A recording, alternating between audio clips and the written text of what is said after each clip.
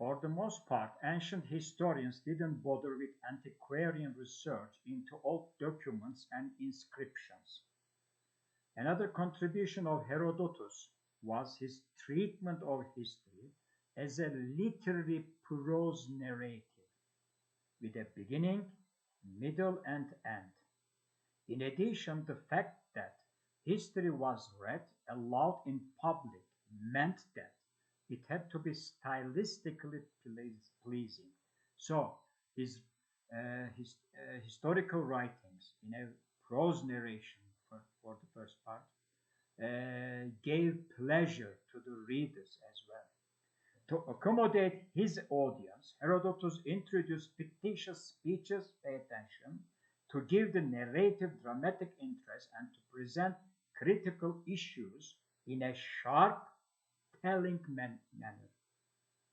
The development of history as a literary form began in Ionia in the Greek cities on the western coast of Asia Minor. The port of Miletus had been a center of philosophical and scientific speculation since Thales. We'll talk about those. Now, when we come to Thucydides, he adopted this device, and later historians did the same. Thus, literary ability became a prerequisite to the success of Greek and Roman historians. In addition, Herodotus concentrated on individuals as movers of history. In his innovation, Herodotus anticipated Plutarch and the others. Thucydides, in contrast to Herodotus, was an expert on mass movements and used this approach to advantage. But Herodotus was justified in his approach because he knew that, pay attention, important decisions were made by a small number of people.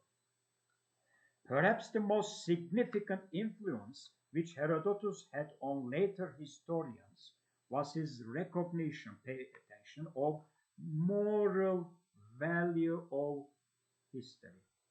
Even though events frequently display a pattern that perceptive men can locate and from which they might benefit, Herodotus found this pattern in the struggle for power, a struggle that led men to overreach themselves and bring disaster on themselves and on their nations.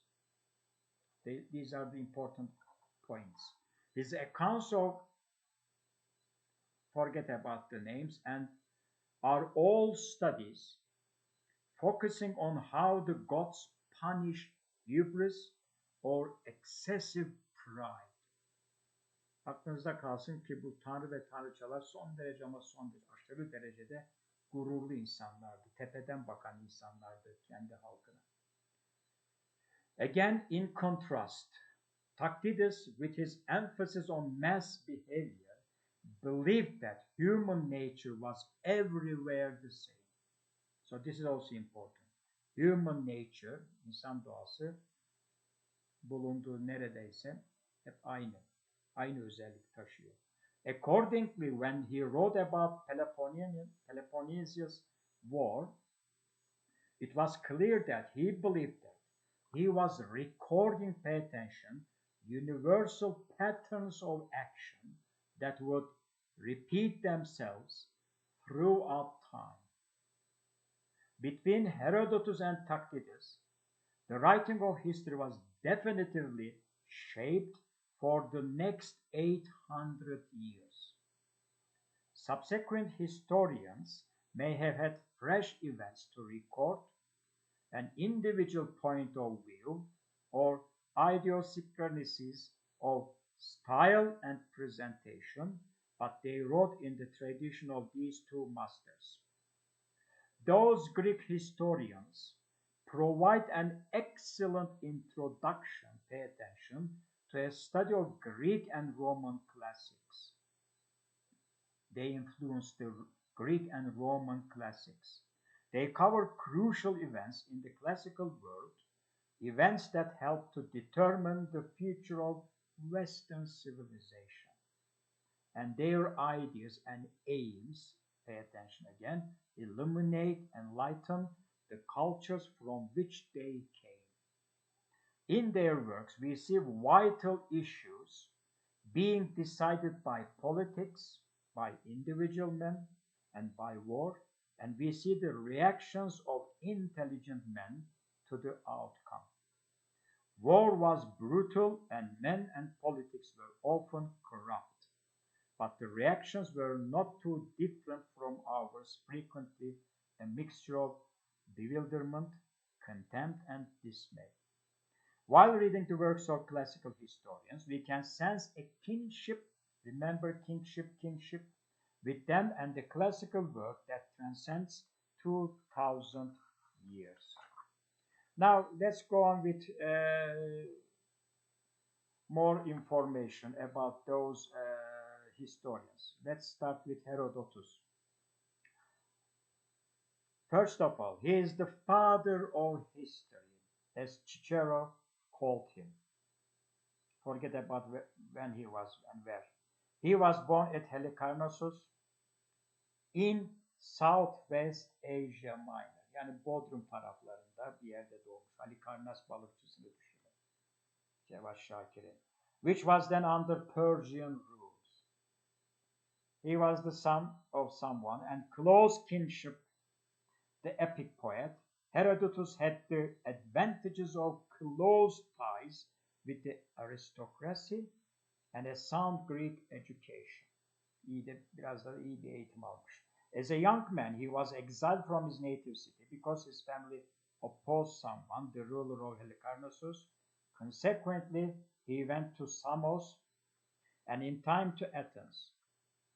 At some point in his early manhood, he began extensive travels that led to his life's work as a history of the conflict between the small, disunited city-states of Greece and the mighty Persian Empire, a work that has been called one of the high points in Western literature. To collect material, how did he collect materials? Herodotus journeyed to Macedonia, Thrace, Thracia, Scythia, Asia Minor, Phoenicia and Syria, Babylonia, Egypt, Libya, and Greece. He did a great deal of sightseeing and interviewing, talking. But he was hampered by the fact that he knew only one language, Greek, and thus he had to depend on interpreters, translators. He had little or no access to Middle Eastern documents. In addition, Greece had almost no records. Nevertheless, he gathered a huge amount of facts, legends, gossips, and curiosities in his travels that he included in his histories of the Persian wars, the name of the book.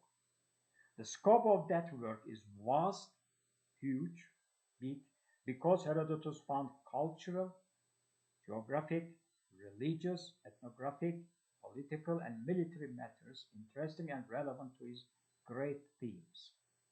Now, when we come to his purpose, as he states it in the opening paragraph, is threefold. One, in order that the actions of men may not be effaced by time. Two, nor the great and wondrous deeds displayed both by Greeks and barbarians, deprived of renown.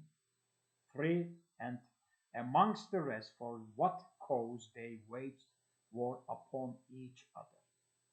Herodotus actually tried to create an epic in prose, similar to Homer's Iliad, about the confrontation of the Greeks and Persians. But he had acquired some of the rational skepticism of the Ionian philosophers, as well as their inquiry after truth. Thus, he tried as far as he was able to distinguish between fact and fiction. Bununla ilgili unutmayın roman derslerine geldiğiniz zaman ileri safhada faction diye bir kelime var. Fact ve tion'u birleştirmişler. Faction diye bir kelime üretmişler. fact and fiction. He single-handedly set forth the beginnings of a new discipline by his example. Moreover, he named this incipient field Historia and determined some directions it will take.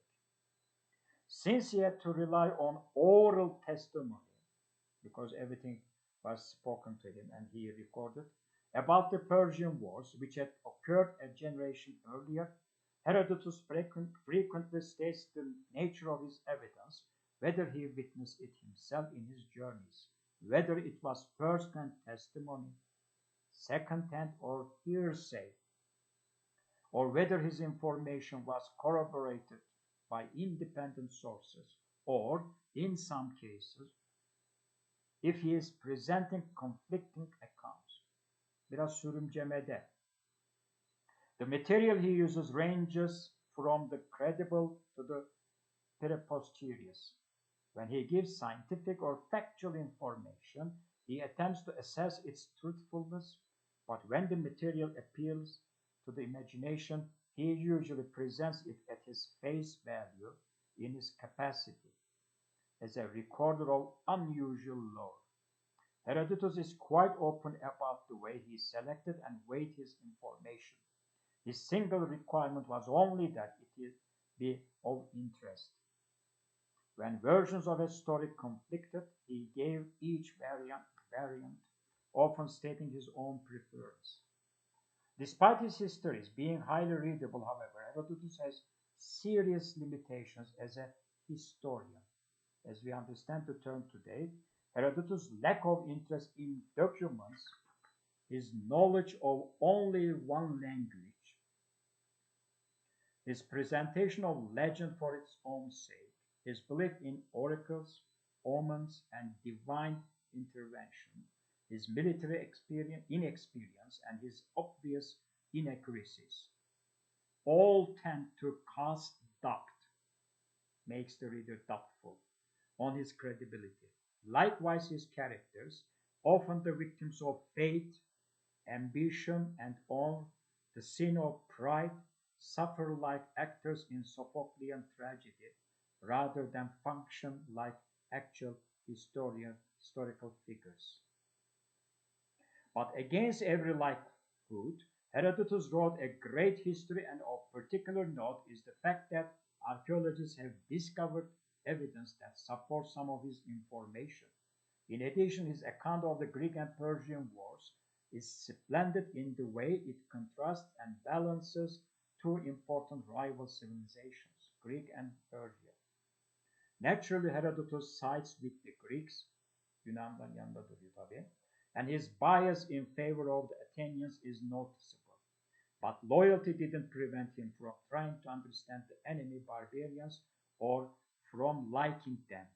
His histories are a monument to his accomplishment as a determined, energetic, intelligent, and enthusiastic innovator of a new genre.